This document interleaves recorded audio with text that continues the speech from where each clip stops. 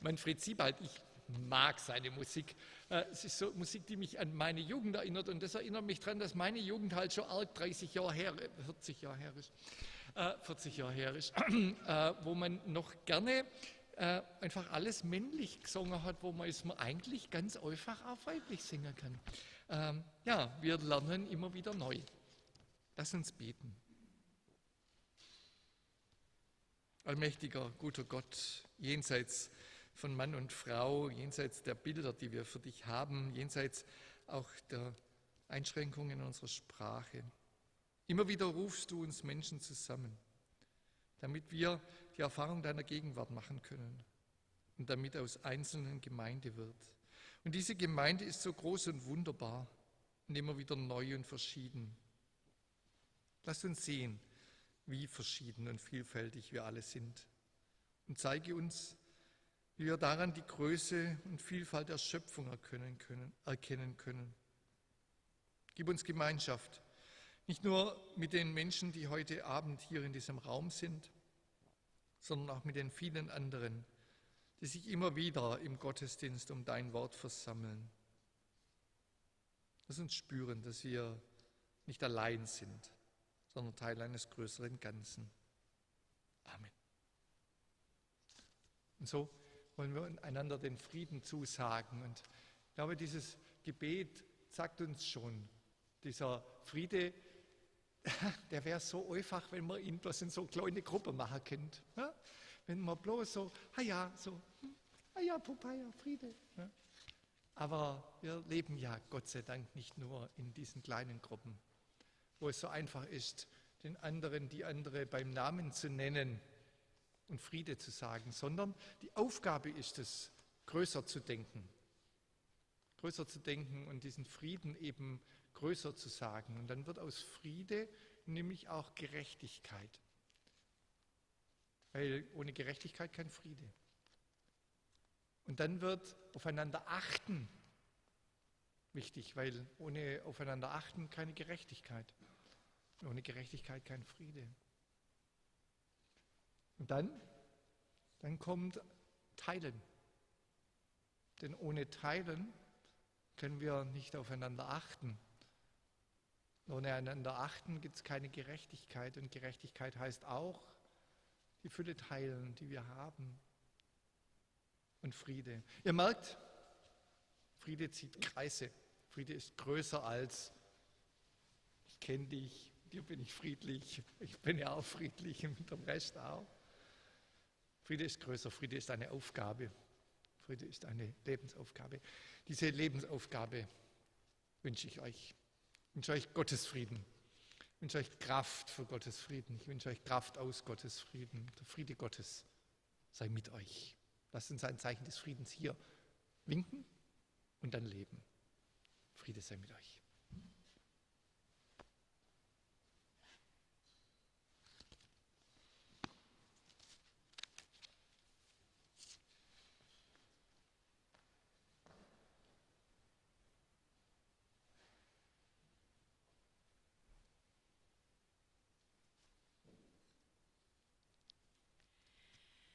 Das Evangelium nach Markus 9, die Verse 33 bis 37.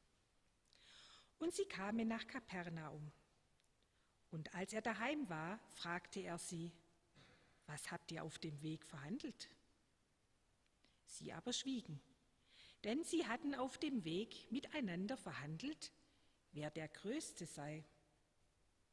Und er setzte sich und rief die 12 und sprach zu ihnen: Wenn jemand will der Erste sein, der soll der Letzte sein von allen und aller Diener. Und er nahm ein Kind, stellte es mitten unter sie und herzte es und sprach zu ihnen: Wer ein solches Kind in meinem Namen aufnimmt, der nimmt mich auf. Und wer mich aufnimmt, der nimmt nicht mich auf, sondern den, der mich gesandt hat. Amen.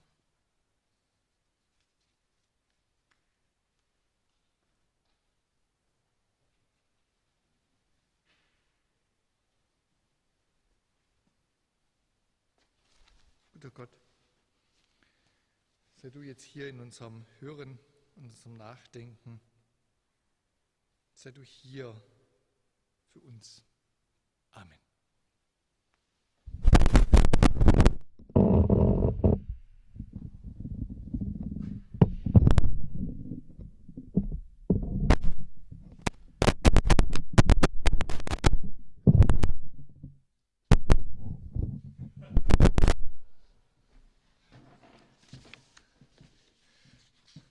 Liebe Geschwister, manchmal steht da ein Kürbis im Weg. Ja, wer ein solches Kind in meinem Namen aufnimmt, der nimmt mich auf. Und wer mich aufnimmt, der nimmt nicht mich auf, sondern den, der mich gesandt hat. Kinder. Also ich finde es ja jetzt klasse, dass dank Erntedank hier Nutella steht. Das ist ja schon mal eine Erinnerung an meine eigene Kindheit. Aber da hört es auch dann schon auf mit Kindern. Diejenigen, die mich ein bisschen besser kennen, die wissen, mit Kindern, das ist nicht wirklich meine Stärke. Also ich halte Kinder für unberechenbare kleine Wilderbiester. Ich kann mit Kindern nicht wirklich gut umgehen. Also ganz ehrlich, mich hätte Jesus vollständig geschockt, also wenn ich jünger gewesen wäre und Jesus auf einmal da mit irgendwelchen... Kinder fallen mir unglaublich schwer, weil Kinder sind halt Kinder. Also das heißt, man weiß nie, was die gerade machen, ne? Also was denen gerade wieder einfällt. Und dann sollst du darauf reagieren und zwar auch noch richtig und zwar auch noch schnell. Und also egal, lange Vorrede, kurzer Sinn. Es ist relativ schwierig. Das Spannende an dem Text ist jetzt, dass ich praktisch hätte sagen können, naja gut, okay, kleine Story im Neuen Testament, ich rede über irgendwas anderes. Ja? Schöne an den Leseordnungen ist, es gibt auch noch einen Psalm oder eine alttestamentliche Lesung. Ja? Das Blöde ist, das ist nicht das einzige Mal, dass Jesus über Kinder redet. Ja? Er sagt hier, wer ein solches Kind in meinem Namen aufnimmt, der nimmt mich auf. Also das ist schon nicht irgendwie nix, was er da sagt. Es gibt natürlich diesen anderen Satz, den wir gerne hören und der eben heute nicht dasteht, nämlich dieser andere Satz, der da heißt, lasset die Kindlein zu mir kommen und wehret ihnen nicht. Den hätte ich ja noch verstanden. Also ja, klar, machen wir Kindergottesdienst. Ja, also es wäre jetzt auch echt gemein, die Kinder draußen zu lassen. Also selbst für meine Verhältnisse wäre das gemein. Ja, also damit kann ich ja noch umgehen. Aber wer ein solches Kind in meinem Namen aufnimmt, der nimmt mich auf. Und wer mich aufnimmt, der nimmt eigentlich nicht, ich glaube, da darf man ein nur setzen, nur mich auf, sondern den, der mich gesandt hat. Also da Gott schon was. Und jetzt erinnert mich dieser ganze Kindersatz an meine Zeit, während ich in Philadelphia gelebt habe. Also ich habe ja in Philadelphia studiert, während meinem Studium war ich ein Jahr in Philadelphia und in diesem Jahr war ich Mitglied in einer reformierten Gemeinde mitten in der Stadt, wunderbar schöne Gemeinde, weibliche Pfarrerin, die mich gleich beim ersten Mal herzlich willkommen geheißen hat und gesagt hat, hier, du bist herzlich willkommen. Ich habe mich da echt wohl gefühlt, tolle Obdachlosenarbeit gemacht, im Winter Obdachlosenarbeit, im Sommer Arbeit mit den Kindern in der sehr schlechten Gegend, in der die Kirche war, also super toll, tolle Gemeinde, Old First Reformed Church, eine der großen altehrwürdigen Gemeinden in Philadelphia, die sind berühmt für ihre Live-Weihnachtskrippe. Also die haben in ihrem Hof einen riesen Stall aufgebaut und haben Schaufensterpuppen reingesetzt und dann Schaf von Esel, also echte Schaf von Esel. Ja, und dann kam in den Nachrichten, the animals have arrived. Und die Leute kamen dann, um diese Schafe und diese Esel zu sehen in dieser Krippe. Also tolle Gemeinde, ihr merkt, ich habe mich da sehr wohl gefühlt. Aber die Pfarrerin hatte die Angewohnheit, vor der Predigt die Kinder, die im Gottesdienst waren, zu sich zum Altar zu rufen. Also das war dann diese Zeit, also Gebet, Lieder, Lesung, waren die Kinder noch Teil vom Erwachsenengottesdienst. Und danach wurden die Kinder dann rausgeschickt und sie hatten unten im Gemeindesaal, der war unter drunter, hatte sie Kinderkirche. Aber bevor sie runtergeschickt waren, sind sie nach vorne gerufen worden und es gab einen kleinen Hocker. So, einen kleinen Hocker in der Gestalt eines kleinen Schafes. Ein Schäfchenhocker. Und auf dem durfte dann immer das Kleinste der Kinder sitzen. Und es gab immer wieder Streit darüber, wer denn jetzt das Kleinste von den Kindern sei, das da auf dem Schaf am Altar sitzen durfte. Und dort am Altar beim Schaf erzählte Geneva, das war der Name der Pfarrerin, dann den Kindern eine Geschichte. Fragte sie Fragen oder spielte ein kleines Spiel mit ihnen. Oft sehr zum Vergnügen der Erwachsenen, bevor die Kinder dann abzogen und die erwachsene Predigt begann. Klammer auf, manche Erwachsenen haben aus der Kinderpredigt mehr mitgenommen als nachher aus der Erwachsenenpredigt, aber das ist eine andere Geschichte, soll ein anderes Mal erzählt werden, Klammer zu. Wer ein solches Kind in meinem Namen aufnimmt. Und dann kommt jetzt eben dieses Bild. Kleine Kinder, die um den Pfarrer, die Pfarrerin herumsitzen, die in der Mitte sitzt und ihnen nette Geschichten vom lieben Gott erzählt, die ihnen hilft, die Schuhe zu binden oder die Nase zu putzen. Und ihr wisst, das ist also absoluter Albtraum, also es geht gar nicht.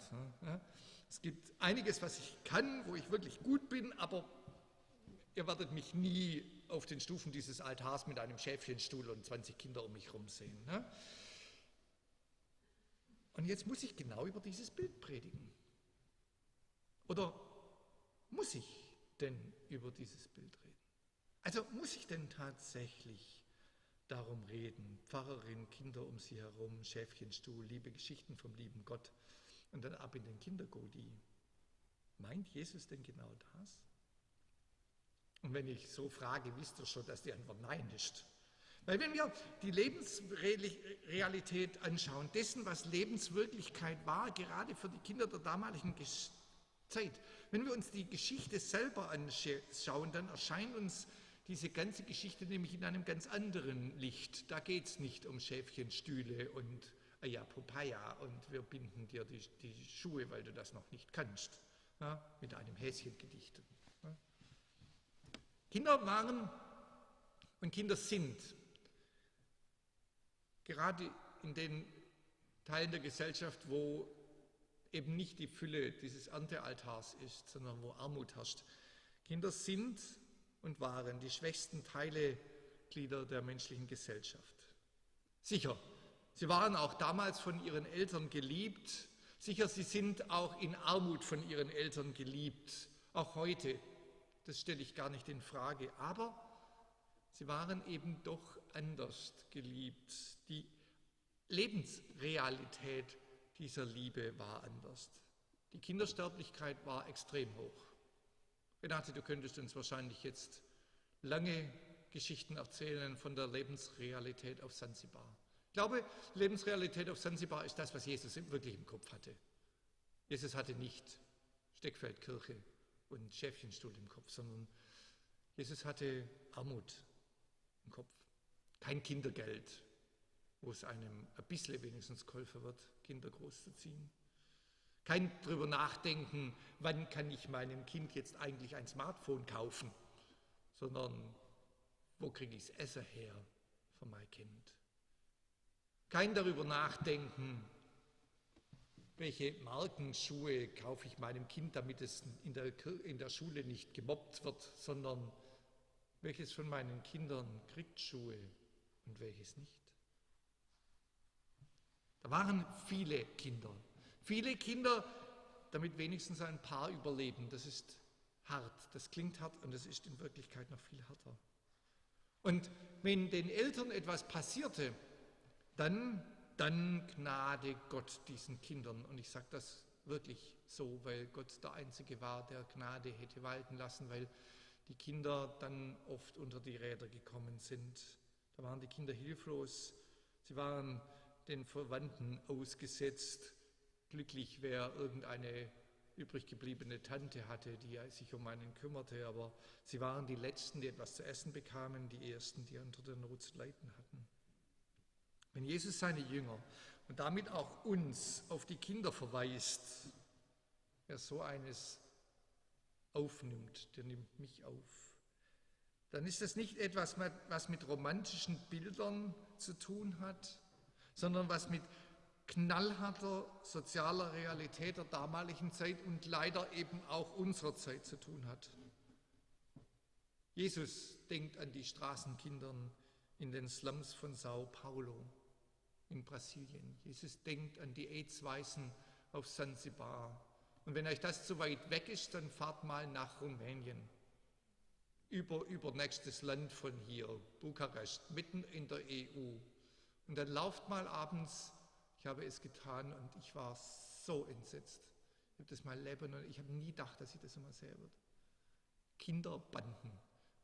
Wer von euch erinnert sich an die Rote Zora und ihre Bande? So ein Kinderfilm, wo das ja alles irgendwie verherrlicht wurde. Tolle Gemeinschaft und bla. Mit denen geht es darum, wo kriegen wir eine Tube Klebstoff her oder ein Kanister Verdünnung, damit wir schnüffeln können. Bei denen, und ich rede von Bukarest, geht es darum, wer von uns muss seinen Körper verkaufen, dass wir was zum Essen haben. Das ist die Realität. Das sind die Kinder, die Jesus meint, nicht die frisch gewaschenen, gut erzogenen Kleinen in ihren Sonntagsanzügen, die brav vorne bei der Pfarrerin sitzen in einem Vorort von Philadelphia. Es geht eben nicht darum, dass Jesus irgendeinem dieser kleinen Kinder ein bisschen vom lieben Gott erzählt und er sie dann in die Obhut der wartenden, stolzen Eltern zurückschickt, schaut, mein Kind da beim Jesus vorne, sondern es geht darum, seinen Jüngern etwas ganz und klar, unmissverständlich zu sagen. Und darum geht's. Darum geht's. Denn die Geschichte hat ja ein Vorspiel. Dieser eine Satz hat ja einen Satz, der davor stand. Die Jünger hatten sich wieder mal gestritten. Und sie hatten sich dieses Mal darum gestritten, wer der Beste, der Größte, der Wichtigste unter ihnen sei. Kann ich mir gut vorstellen. Petrus, ich bin der Fels ist klar, ich bin der Beste. Jakobus und Johannes, die sich zwar untereinander streiten konnten wie die Kesselflicker, aber wenn es darum ging, zusammenzuhalten, wir sind immerhin Brüder, wir sind die Stärkste. Judas, ich verwalte Geld, also ich bin zweifelsohne der Wichtigste. Und selbst Johannes, der Lieblingsjünger, hätte wahrscheinlich gesagt, also ganz ehrlich, ich weiß nicht, wer der Größte und der Beste ist, aber wer am meisten geliebt wird, das weiß ich. Dass ich am meisten bin. Also ich kann mir das lebhaft vorstellen, diesen Streit. Und dieser Streit ist menschlich, das ist es ja.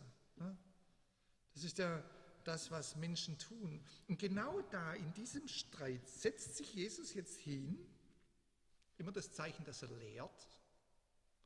Und er setzt sich eben nicht hin beim Schäfchenstuhl für die Kinder, sondern er setzt sich hin, um was ganz Ernstes den Erwachsenen zu predigen. Und er zieht den Jüngern den Boden unter den Füßen weg. Und zwar so radikal, dass es auch für uns noch gilt. Das ist ja nämlich diese Frage, die wir ja auch die ganze Zeit haben. Also wer von euch hat es nicht schon gehört im Job, wer ist der Wichtigste und wer ist der Beste und wer ist an der nächsten Beförderung dran? Wer hat es noch nicht gehört, mein Auto, meine Yacht, mein Besitz, mein Größtes, mein Bestes? Es ist einfach etwas, was wir ja kennen. Und wir kennen es auch hier und auch ich mache mich dem schuldig. Wer macht das Beste, wer ist am wichtigsten, wer ist überall dabei, ohne wen geht gar nichts und oh toll, ich bin jetzt auch dabei, weil irgendjemand anders weg ist. Das sind Fragen, die sich auch hier bei uns immer wieder stellen. Sie sind Teil meines Menschseins. Als Mensch sind wir Herdentiere. Und ganz ehrlich, wir sind nicht einfach so die Schafe, die irgendwie nebeneinander hingrasen, sondern wir sind die Widder, die aneinander nachknallen, wenn es darum geht, das beste Stück Gras zu finden. Wir sind immer im Wettkampf mit anderen. Und das hier ist der wichtige Punkt in der Geschichte. Jesus sagt eben hier nicht, was die andere Geschichte ist, was wir so schnell im Ohr haben. Werdet wie die Kindlein und lasset die Kindlein zu mir kommen. Sondern er sagt, wer so ein Kind aufnimmt, der nimmt mich auf. Und wer mich aufnimmt, nimmt Gott auf, der mich gesandt hat. Und hier geht es um eine Botschaft an uns, von der ich mir nicht sicher bin, ob wir sie wirklich gerne hören. Also ob ich sie gerne höre, weil sie fordert mich heraus. Sie macht mir dieses Bild kaputt. Dieses Ayapopeia, alles ist gut Bild. Sie stellt mein Bild von der Gemeinde in Frage, wo einer da sitzt, oder nee, nicht nur da sitzt, sondern sich herunterlässt auf die Ebene von den anderen. Ja? Wo einer hier so ein bisschen erhöht steht, aber eigentlich müsste ja jetzt das. Wisst ihr, ich müsste eigentlich so mit euch reden, gell? Ja.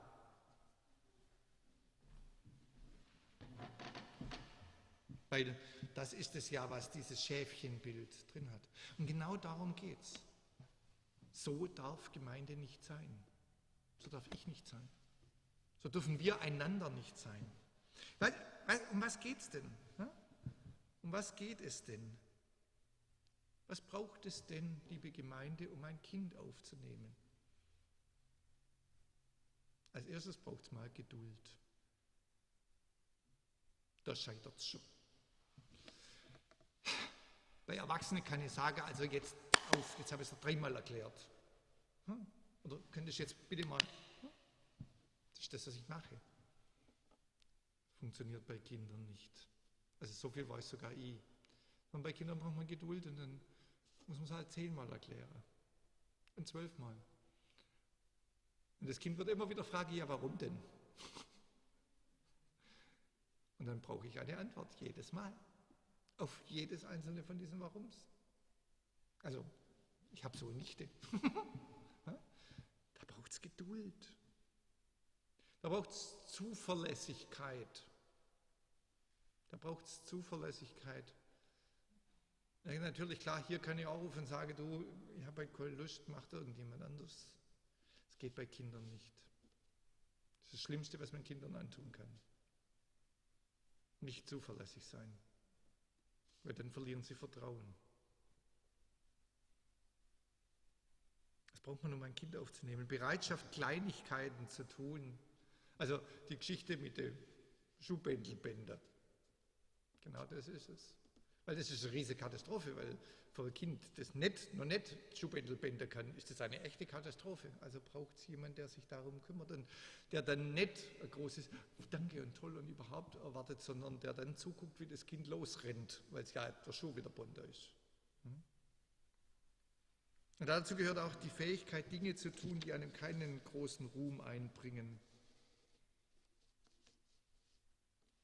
Dazu gehört, Kinder aufzunehmen, offen zu sein für das, was man tut, dass das, was man tut, vielleicht erst in ein paar Jahren Erfolg zeigen wird. Und die Wahrscheinlichkeit, dass ich den Erfolg dessen, was da jetzt geschieht mit meinen Nichten, gar nicht sehen wird, weil bis das Früchte trägt in der Erziehung deren Kinder, wenn ich ein alter Mann womöglich schon tot. Das braucht es, um Kinder aufzuziehen. Und man muss sich darüber klar sein, dass man noch so viel Gutes tun kann, aber es immer noch mehr zum Tun gibt. Wenn das eine Kind satt ist, dann gibt es 10 Kinder, die immer noch hungrig sind. Damit müssen wir leben. Und Renate, wie ihr das in Sansibar aushaltet, ist mir ein absolutes Rätsel, dass da eben nicht genug ist.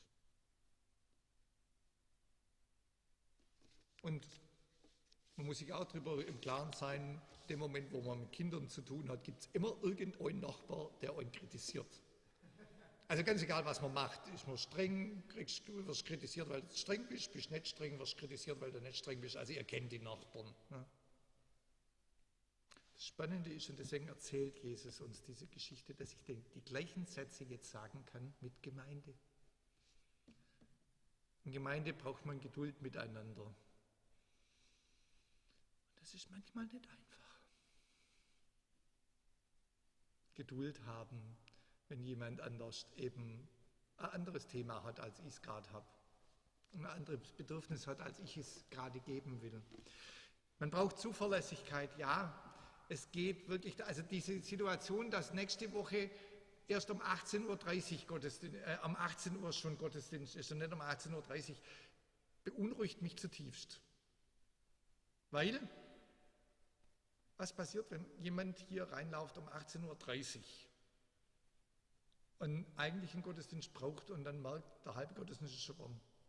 Das ist echt ein Problem. Also für mich. Und ich bitte euch, die ihr nächsten Samstag da seid, ein Auge auf diese Türe zu haben. Wir hängen auch einen Zettel aus, wo es drauf steht, und dann vielleicht rauszugehen und zu dem Menschen zu sagen, du, wir können uns dann aussetzen und schwätzen. Das ist die Aufgabe, die wir haben. Und das ist eine dieser Kleinigkeiten, die wir tun. Und wahrscheinlich wird euch niemand danken und Ruhm wird es euch auch nicht einbringen. Und ganz ehrlich, was so eine Predigt auslöst, was so ein Gottesdienst auslöst, aller Wahrscheinlichkeit nach werde ich es nie erfahren. Werdet ihr es nie erfahren. Vielleicht erzählt irgendjemand mal an meinem Grab, Mensch, da war diese Predigt, wo er über Kinder geredet hat, und die hat mir gut da. Dann darf ich, glaube ich, schon dankbar sein. Aber arg viel mehr darf man in einer Gemeinde eigentlich nicht erwarten. Und es wird immer irgendeinen geben, der kritisiert. Also die Musik ist zu lang oder zu kurz oder zu laut oder zu leise und die Predigt war zu lang, eigentlich nie zu kurz, also selten zu kurz. Es wird immer irgendeinen geben, der kritisiert. Und deswegen glaube ich, dass dieser Satz eigentlich auch ein bisschen anders heißen muss, den Jesus da sagt. Also ich kritisiere ja auch gerne an der Formulierung Jesu rum, aber ich glaube, da muss noch was anderes stehen. Wer ein solches Kind in meinem Namen aufnimmt, der nimmt mich auf. Und ich hätte gern, dass da drin steht, und ich hätte es, dass ihr es gern hört. Nehmt einander auf als diese Kinder. Ihr seid diese Kinder. Ihr seid diese Kinder. Und ihr seid die Jüngerinnen und Jünger, die diese Kinder aufnehmen sollt. Nehmt einander auf, wie ihr Kinder aufnehmt, mit Geduld und Zuverlässigkeit. Mit den kleinen Dingen, ohne Ruhm. Nehmt einander auf, wie ihr Kinder aufnehmen würdet. Das hätte ich gerne, dass Jesus noch gesagt hätte, und ich glaube, es steht da auch mit drin. Es geht also beim Christ und Christinsein weder um romantische kleine Schäfchen und schon gar nicht darum, wer der Größte und der Beste ist. Nicht, weil wir groß und schön und gut sind, kommen wir näher an Jesus und in Jesus näher an Gott, sondern bei Gott zählen andere Dinge als wichtig. Und das, liebe Gemeinde, ist das Geschenk Gottes. Wenn es um die Größe und die Wichtigkeit ginge, dann wäre Gott ein Mensch und dann gnade uns Gott. Und dann ging es bloß noch um die Reichen und die Großen und die Schönen. Aber bei Gott zählt etwas anderes. Bei Gott zählt nicht, was wir sind, sondern was wir tun, was wir bereit sind, von unserem Leben für andere einzusetzen. Bei Gott zählt, dass wir Kinder Gottes sind und wir einander Kinder Gottes sein sollen.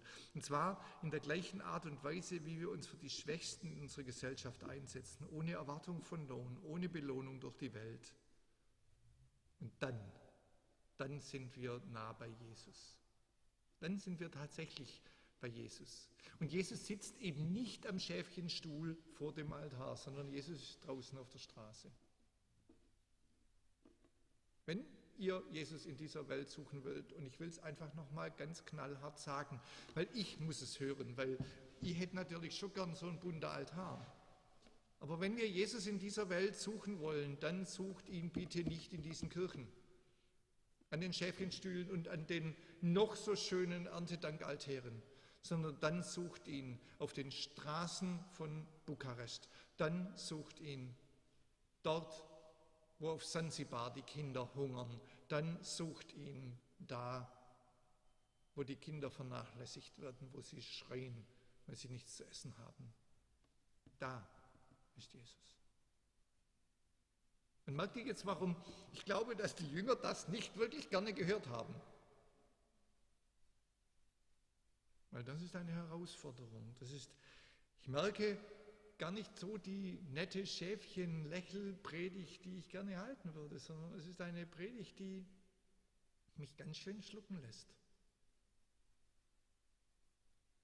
Es ist eine Predigt, die mich ganz schön schlucken lässt. Es geht also gar nicht darum, dass ich hier über einen Kindergodi rede oder gar einen Kindergodi anfange, sondern es geht darum, Jesus nachzufolgen, in dieser Radikalität. Und es beginnt damit, glaube ich, dass wir einander Kinder sind. Und dass wir einander annehmen, wie wir Kinder annehmen sollen. Und wenn wir das tun, dann ist Jesus auch ein bisschen hier. Wenn Jesus ein bisschen hier ist, dann ist die Fülle Gottes hier und die Liebe Gottes ist hier. Ich weiß, es ist eine Herausforderung und vielleicht habe ich diese Predigt gar nicht für euch gepredigt, sondern für mich. Aber dennoch, Amen.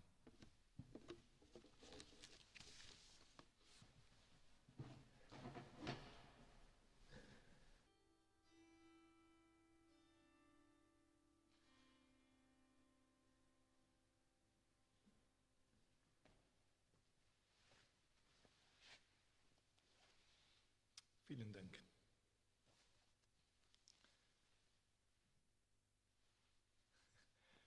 Ihr kennt den Teil vom Gottesdienst jetzt sehr gut. Ich halte ihn kurz. Draußen steht ein Krug, den kann man was reinschmeißen. Wenn man was hat zum Reinschmeißen, wenn man nichts hat zum Reinschmeißen, kann man einfach an ihm vorbeigehen und ihn ignorieren. Mit diesem Inhalt von diesem Krug zahlt Josef unsere Rechnung, unser Kassewart. Wir sind dankbar, wenn wir genug haben. Bisher konnten wir jedes Mal dankbar sein. Deswegen lass uns beten. Guter Gott, dir sei Dank. Dir sei Dank für das, was wir haben, für die Fülle. Wir danken dir für das, was für uns jeweils Fülle heißt. Wir danken dir aber auch für die Herausforderungen, vor die du uns stellst, dass es eben nicht meins, unseres ist, sondern unseres. Gib du uns die Fähigkeit, mit dem, was gegeben wurde, in Kollekte und vor allem von deinem Segen gut umzugehen. Lege du deinen Segen auf uns. Amen. Und wir wollen weiter beten. Füreinander, miteinander. Guter Gott, wir beten für all diejenigen, die heute ganz besonders deine Liebe brauchen. Wir beten für die Kinder dieser Welt. Wir beten für die armen Kinder, die sie haben. Dass ihnen ihr Hunger gestillt wird, ihre Bedürfnisse. Aber wir beten auch, guter Gott, für die reichen Kinder. Wir bitten dich,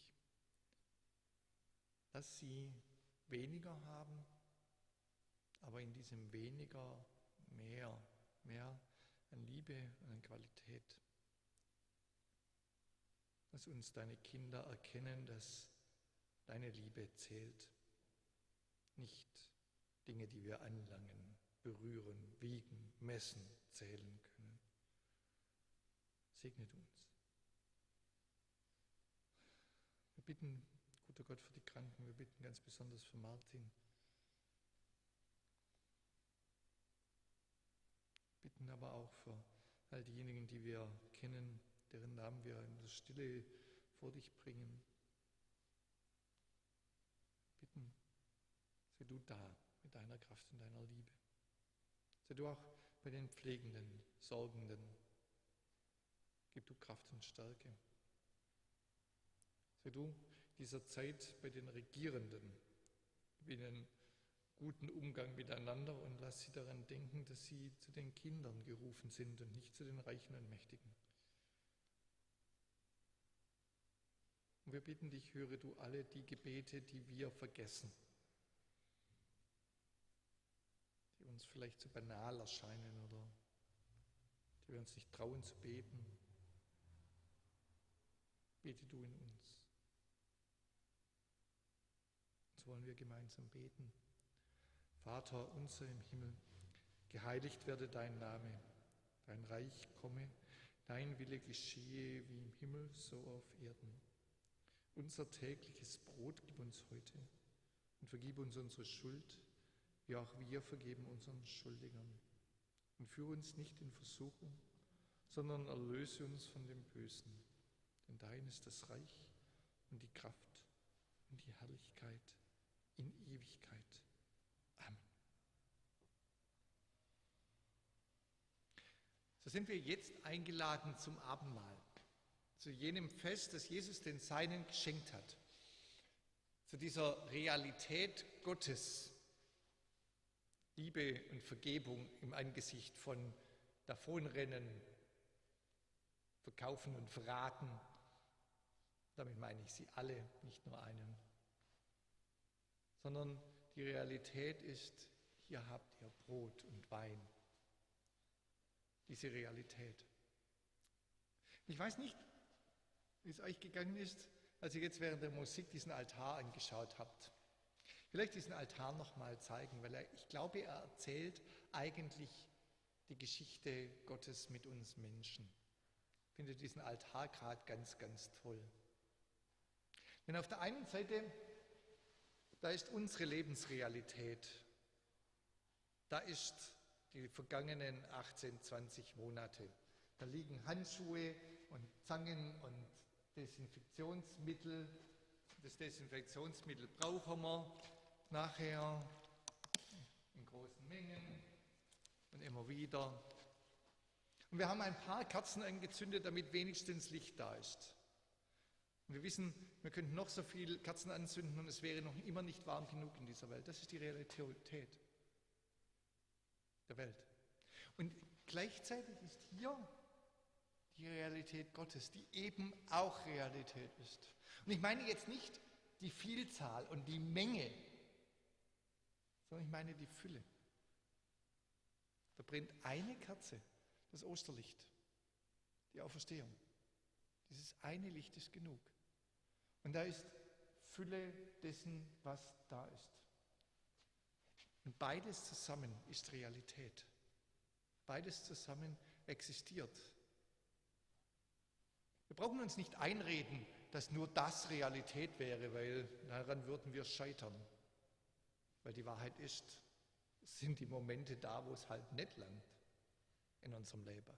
Aber wir brauchen uns auch nicht verzweifeln und sagen, nur das ist es.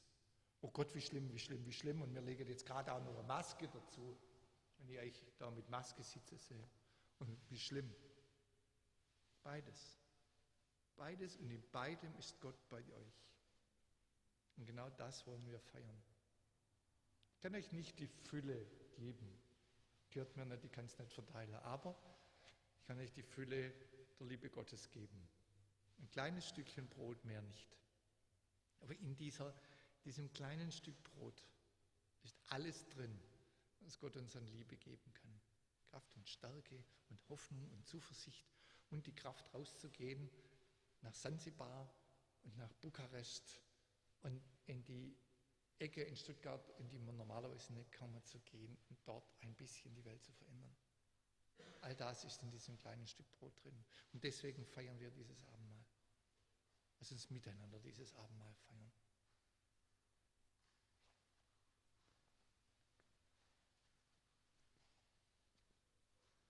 Guter Gott, wir bringen von unserer Seite des Altars und wir wissen, du füllst es von deiner Seite. Füllst es mit Liebe und Kraft.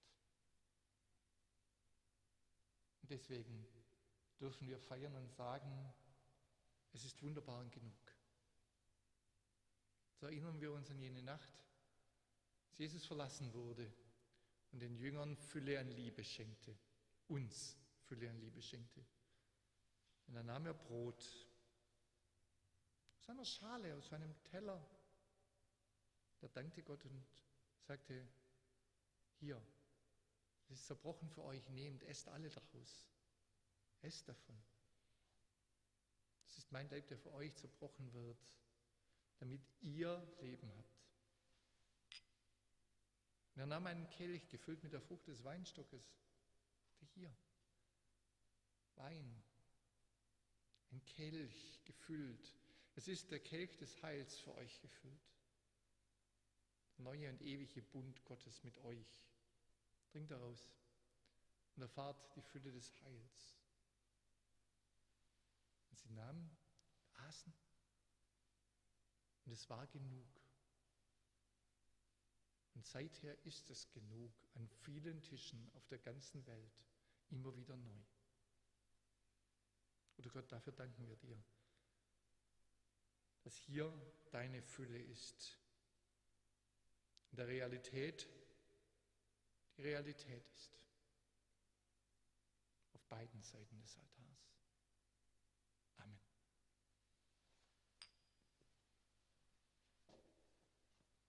So kommt.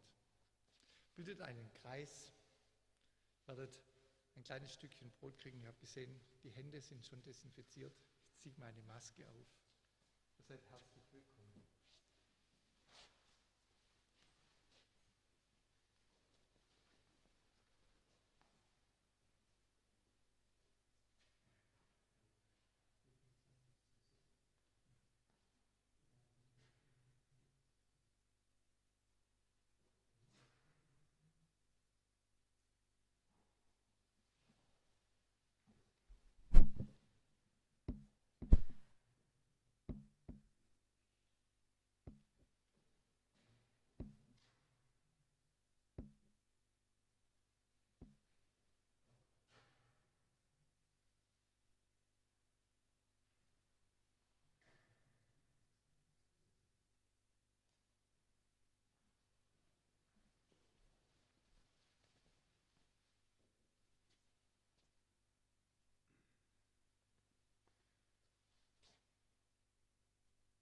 Die Fülle Gottes in eurer Hand.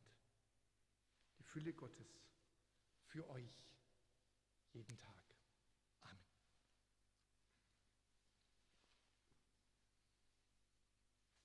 Guter Gott, dass du deinen Segen jetzt ausfließen über uns. Fülle du uns mit deinem Segen, mit deiner Kraft, mit der Schönheit deiner Fülle. Fülle du uns mit Freude. Fülle du uns mit Kraft. Sei du da mit Musik. Sei du da mit Wind des Meeres und mit Heimat. Sei du da mit, lass mich teilhaben an deiner Musik. Sei du da mit neuer Heimat und neuen Aufgaben. Sei du da mit Ehrenamt und Arbeit und ganz viel Freizeit. Sei du da mit Gesundheit. Sei du da mit mehr, als ich sagen kann. Sei du da in unserer Mitte. Amen. So geht. Segen Gottes.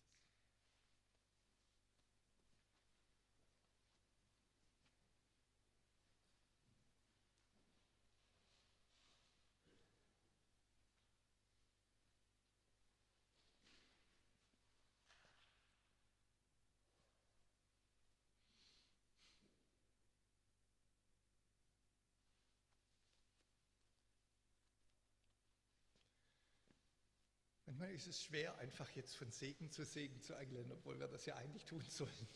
Wäre gern irgendwie, ich hätte gern noch irgendwas in diesem Gottesdienst, aber das Wichtigste ist da, Gottes Segen, und wir wollen in diesem Segen leben und gehen.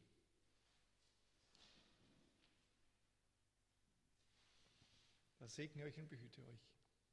Lasst sein Angesicht leuchten über euch und sei euch gnädig. Gott erhebe sein Angesicht auf euch und gebe euch Gottes Frieden. Amen. Und wir singen am Schluss ein Danklied. Danke für alles, für die Musik und füreinander und für alles, was da aufgeschrieben ist. Danke für diesen guten Morgen. Und es ist immer Morgen. Ihr dürft auch Danke für diesen guten Abend singen. Lasst uns von Dank singen.